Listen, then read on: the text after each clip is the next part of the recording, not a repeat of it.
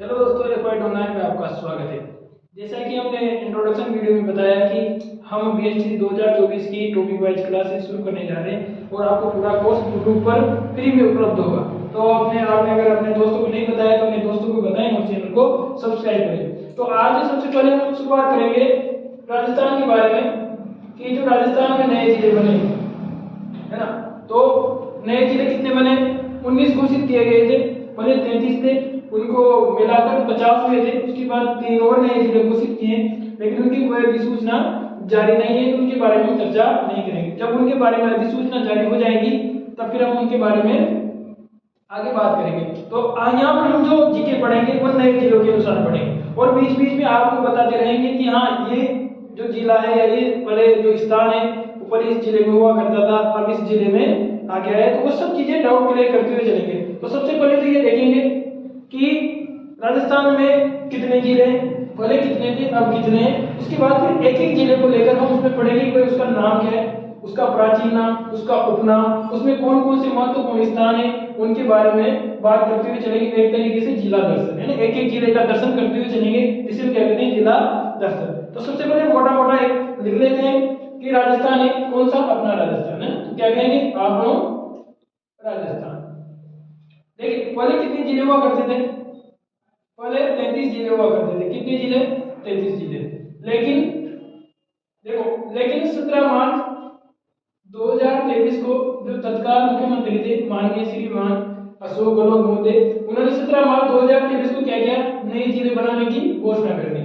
नए जिले बनाने की घोषणा कब की? 17 मार्च 2023 को। कितने? 19 नए जिले। अब देखिए 19 नए जिले बनाने की घोषणा की। उसके बाद फिर आगे प्रोसेस चला। फिर 4 अगस्त 2023 को मंत्रिमंडल, यानी जो मंत्रिमंडल होता है मुख्यमंत्री की सहायता के लिए, उसने क्या किसको मंजूरी दे दी। मंत्रिमंडल ने कब मंजूरी दी? 4 अगस्त 2023 को। उसके बाद जब जैसे ही मंत्रिमंडल की मंजूरी मिली 6 अगस्त 2023 को क्या हुआ, अधिसूचना जारी हुई। क्या हुआ? अधिसूचना मतलब एक तरीके से गजट। अधिसूचना मतलब क्या होता है, जैसे कि विज्ञप्ति आती है ना पेपर में, वैसे अधिसूचना आती है कि हाँ, अब से राजस्थान में 33 जिले नहीं होकर कितने जिले रहेंगे, 50 जिले रहेंगे। और ये कब से प्रभावी रहेंगे? ये 7 अगस्त 2023 से क्या हो जाएंगी, ये अधिसूचना प्रभावी हो जाएगी। इसका मतलब कि 7 अगस्त 2023 को कितने जिले हो गए राजस्थान में? अब 50 जिले। कितने? 50 जिले। कब से? 7 अगस्त 2023 के बाद से। इससे पहले राजस्थान में 33 जिले थे, लेकिन 7 अगस्त को जैसे ही अधिसूचना प्रभावी हुई तो उसके बाद राजस्थान में कितने जिले हो गए? 33 की जगह 50 हो गए। अब देखिए 50 जिले हुए हैं तो हम एक एक करके पढ़ेंगे। तो सबसे पहले कौन सा जिला पढ़ेंगे अपन? सबसे पहले जिला पढ़ेंगे अपन 12। कौन सा जिला पढ़ेंगे? 12 जिला। क्यों? क्योंकि एक्वायर्ड इंस्टीट्यूट 12 जिले में ही। तो सबसे पहले हमारा गृह जिले से शुरुआत करेंगे, 12 जिले से। तो इसके लिए सबसे पहले क्या पढ़ेंगे, इसका प्राचीन नाम, कि 12 जिले को किस नाम से जाना जाता था पहले। ठीक, तो प्राचीन नाम क्या है 12 जिले का? 12 जिले को पहले वराह नगरी, क्या नाम का, किस नाम से जाना जाता था? वराह नगरी के नाम से जाना जाता था। और इसकी स्थापना किसने की? देखो किताबों में मिलता है कि इसकी स्थापना सोलंकी राजपूतों द्वारा की गई। किसके द्वारा? सोलंकी राजपूतों द्वारा। सोलंकी राजपूतों द्वारा किसकी स्थापना की गई? 12 जिले की स्थापना की गई। और अलग किससे होगी बनाई? ये अलग किससे होगी बनाए? कोटा जिले से। कोटा से अलग होगी क्या बना? 12 जिला। 12 जिले की स्थापना किसने की? सोलंकी राजपूतों ने। इसका प्राचीन नाम क्या है? वराह नगरी। और कब अलग हुआ? तो ये भी ध्यान रख सकते हैं कि 10 अप्रैल 1991। 10 अप्रैल 1991 को क्या बना? हमारा 12 जिला बना। किससे अलग हो गए? कोटा से अलग हो गए। इसका प्राचीन नाम क्या है? वराह नगरी। स्थापना किसने की? तो सोलंकी राजपूतों ने। अब इसके उपनाम के बारे में जानते हैं। इसका उपनाम क्या है? इसके उपनाम कई सारे हैं। इसको देखो, एक तो इसे कहा जाता है कालिहांडी।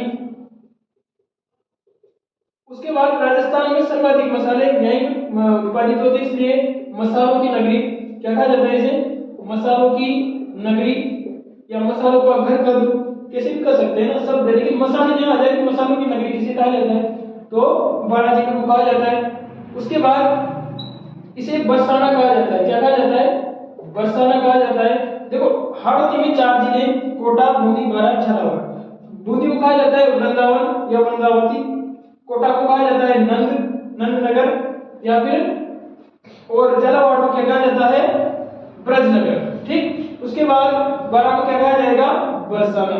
तो देखिए प्राचीन नामों के वराह नगरी स्थापना किसने की, सोलंकी राजपूतों ने। किससे अलग हुआ, कोटा से। कब अलग हुआ, 10 अप्रैल 1991 में। इसके उपनाम क्या है, जैसे कालियानी करते, मसालों की नगरी भी कहा जाता है और बरसाना भी कहा जाता है।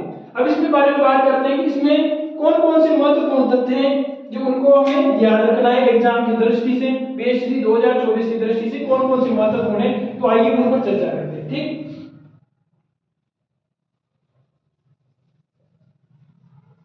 तो देखिए राजस्थान में 2-4 बातें ऐसी जो आपको याद रखनी है, जैसे कि अगर आपको यहाँ स्थान याद नहीं है तो सबसे पहले देखिए बारां जिला है। कौन सा जिला, बारां जिला। इसमें सबसे पहले एक तथ्य आता है कि अंता, अंता की बात करें तो अंता से कौन सा महत्वपूर्ण प्रश्न बन सकता है, तो अंता से एक प्रश्न ये बन सकता है कि अंता में एनटीपीसी द्वारा संचालित, किसके द्वारा, एनटीपीसी द्वारा गैस आधारित क्या है, पावर प्लांट है। तो इसमें से याद करने का क्या है, इसमें याद करने का ऐसा ये है क्योंकि यह राजस्थान का पहला गैस आधारित पावर प्लांट है जो किसके द्वारा स्थापित किया गया है, केंद्र सरकार के द्वारा स्थापित किया गया है। किसके द्वारा स्थापित किया गया है, केंद्र सरकार के द्वारा स्थापित किया गया है। तो प्रश्न कैसे आएगा, प्रश्न ऐसे आता है कि राजस्थान का पहला गैस आधारित पावर प्लांट कौन सा है जो केंद्र सरकार के द्वारा स्थापित किया गया है, तो कौन सा है, अंता। यहाँ पर एनटीपीसी द्वारा स्थापित है अंता में। ठीक, एक तो ये हो गया, यानी कि एक प्रश्न तो ये हो गया कि राजस्थान का पहला गैस आधारित पावर प्लांट कौन सा है जो केंद्र सरकार के द्वारा स्थापित किया गया है, तो कौन सा है, एनटीपीसी अंता, जो कौन पड़ता है, बारां जिले में पड़ता है। ठीक, दूसरा महत्वपूर्ण तथ्य है छबड़ा। छबड़ा में क्या है, तो Chhabra super critical power plant है। सुपर क्रिटिकल पावर प्लांट है ये राजस्थान का प्रथम, कौन सा, राजस्थान का प्रथम सुपर क्रिटिकल पावर प्लांट है। सुपर क्रिटिकल पावर प्लांट है। यानी कि अगर ऐसे प्रश्न आए कि राजस्थान का पहला थर्मल पावर प्लांट कौन सा है, तो कोटा थर्मल।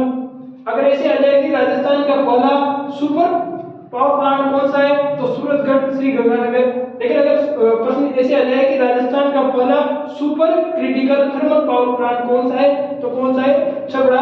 कहां पर है, बारां जिले के अंदर। तीसरा है कवाई या कवाई कहते हैं, कवाई भी कर सकते हैं, कवाई भी कर सकते हैं, जैसे आप बोलो कवाई। देखिए यहां पर भी थर्मल पावर प्लांट है, थर्मल पावर प्लांट है, लेकिन ये किसमें है, ये निजी क्षेत्र में। किसमें, ये निजी क्षेत्र में। किसका है, तो फिर हम बता सकते हैं कि अडानी का। किसका है, अडानी कंपनी द्वारा, अडानी कंपनी उनके द्वारा यहाँ पर कवाई में थर्मल पावर प्लांट संचालित है, और ये किसका है, ये निजी क्षेत्र का पावर प्लांट है। उसके बाद देखिए चौथा तथ्य क्या है इसमें, बारां जिले में, इसमें एक तो किशनगंज व सावर, किशनगंज व सावर तहसीलें, बारां की ऐसी तहसीलें जो क्या है, शहर या बाहुल्य तहसीलें। कैसी है, शहर या बाहुल्य तहसीलें। कैसी तहसीलें, शहर या बाहुल्य तहसीलें। और शहर या जनजाति के बारे में हम जानते हैं कि एकमात्र ऐसी जनजाति है जो कि आदिम जनजाति की श्रेणी में रखा गया है, जिसे ना भारत की ऐसी जनजाति है, उनको इसी जनजाति में आती है जिनको आदिम जनजाति की श्रेणी में रखा गया है। और इन्हीं कस्बों के अंदर एक स्थान है सीतामढ़ी। क्या स्थान है, सीताबाड़ी। इसको क्या कहा जाता है, यहाँ पर देखो क्या होता है, सरियों का कुंभ लगता है। क्यों? क्योंकि यहाँ पर सीताबाड़ी क्या होता है, सीता माता का या सीताबाड़ी का मेला, सीताबाड़ी का मेला लगता है यहाँ पर, जिसे सवरिया जनजाति का कुंभ या हाड़ौती का कुंभ कहा जाता है। तो सीताबाड़ी का मेला लगता है, कब लगता है, तो ज्येष्ठ अमावस्या को। कब लगता है ये, ज्येष्ठ अमावस्या को लगता है। ठीक, कब लगता है, ज्येष्ठ अमावस्या को। कौन सा मेला, सीताबाड़ी का मेला, वो किस जिले में है, 12 जिले में है। अब देखिए ज्येष्ठ अमावस्या सीताबाड़ी का मेला लग रहा है, इस सीताबाड़ी के मेले को, सीताबाड़ी के मेले को क्या कहा जाता है, सहरिया जनजाति का कुंभ, सहरिया जनजाति का कुंभ कहा जाता है, जिसे क्या कहा जाता है, सहरिया जनजाति का कुंभ कहा जाता है। और साथ ही ये हाड़ौती में स्थित है, तो क्या कहेंगे, हाड़ौती का कुंभ भी कर सकते हैं। इसके अलावा एक पांचवा तथ्य ये यहाँ पर एक स्थान है कपिलधारा। कौन सा स्थान है, कपिलधारा। यहाँ पर कपिलधारा का मेला लगता है। इसका मेला लगता है, कपिलधारा का मेला कब लगता है, ये लगता है कार्तिक पूर्णिमा को। कार्तिक पूर्णिमा कब लगता है, ये कार्तिक पूर्णिमा को लगता है। किसका मेला लगता है, कपिलधारा का मेला। देखिए कार्तिक पूर्णिमा को कौन कौन से मेले लगते हैं, एक तो बुड्ढा जोड़ का मेला है ना, उसके बाद देखो एक तो बुड्ढा जोड़ का मेला माफ कीजिए, एक तो कपिल मुनि का जो कुलाय झील है वहां पर कुलायत का मेला, एक पुष्कर का मेला, एक चंद्रभागा मेला, और चौथा कौन सा है, कपिलधारा का मेला। ये चारों मेले कार्तिक पूर्णिमा को लगते हैं। और इस तरीके से महत्वपूर्ण तथ्य हैं जो कि बीएसटीसी 2024 में आ सकते हैं 12 जिला से संबंधित। तो आप इनके नोट्स बना लीजिए और एक एक करके जिले वाइज पढ़ेंगे। आज 12 जिला पढ़ाए, अगली बार कोशिश करेंगे कि एक लेक्चर में 1 या 2 जिले पढ़े। तो थैंक यू।